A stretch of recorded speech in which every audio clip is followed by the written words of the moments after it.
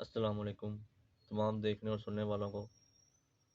अभी जो ये कल रात से और अब तक अफसोसनाक वाक़या हुआ है मरी में, जो हज़ारों लोग वहाँ पे फंस चुके थे शदीद बर्फ़बारी की वजह से, और उसमें से 20 से 22 लोग अब तक जाँ बाग भी हो चुके हैं। इसमें मुख्तलिफ हुकूमती वज़रा और जो लोग हैं वो कहते हैं कि आप लोग मरी अब ना आएँ, कि वहाँ पे बहुत ज़्यादा इस टाइम रश है और गाड़ियाँ फंसी हुई हैं। वो तो उनकी बात ठीक है, लेकिन एक अभी ऑडियो गुजरी नज़र से जो टीवी चैनल्स पे भी चल रही है, जो इस्लामाबाद का एएसआई है उसकी पूरी फैमिली जो वहाँ पे जिनकी डेथ हो गई है, उसने जो मैसेज किया कि हम 18 से 20 घंटे में है हो गए हमें यहाँ फंसे हुए, तो अभी तक कोई क्रेन या कोई मदद नहीं आई।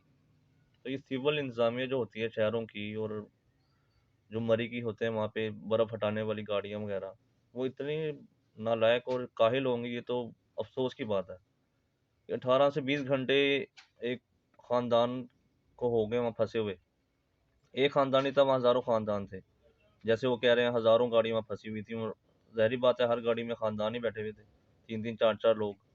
और जैसे एक 4 दोस्त भी थे, वो भी फ़ौत हो चुके हैं। ये जो सरकारी मुलाज़मीन हैं जिनकी ड्यूटी थी वहाँ से बर्फ़ हटाने की, ये अगर इतनी सुस्ती और काहली ना करते तो शायद इतना नुकसान ना होता, और इतने लोगों को जो वहाँ पे हज़ीमत उठानी पड़ी, नुकसान हुआ जिनका, वो शायद ना होता। तो ये ज़िली इंतज़ामिया जो हैं, जो हुकूमत हुकूमत के अंडर ये सारे इदारे हैं हर शहर के, तो इनको चाहिए कि इन पे सख्ती करें ताकि हर इदारा सही अपना काम करे। और सही अगर इदारे काम करेंगे तो ये इस तरह की जो आफात में हमारी जो नुकसान है वो कम से कम होंगे। आइंदा आने वाले वक्तों में हमें चाहिए कि ये ऐसे हादसा से बचने के लिए पहले से इनकी प्लानिंग हो।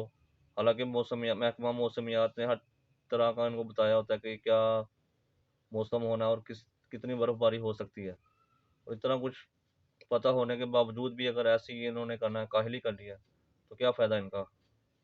बाकी जो जो इस सानहे में फ़ौत हो चुके हैं उनको अल्लाह ताला उनके दर्जात बुलंद फरमाए और उनके घर वालों को सब्र अता फरमाए। हम सब की यही दुआ है।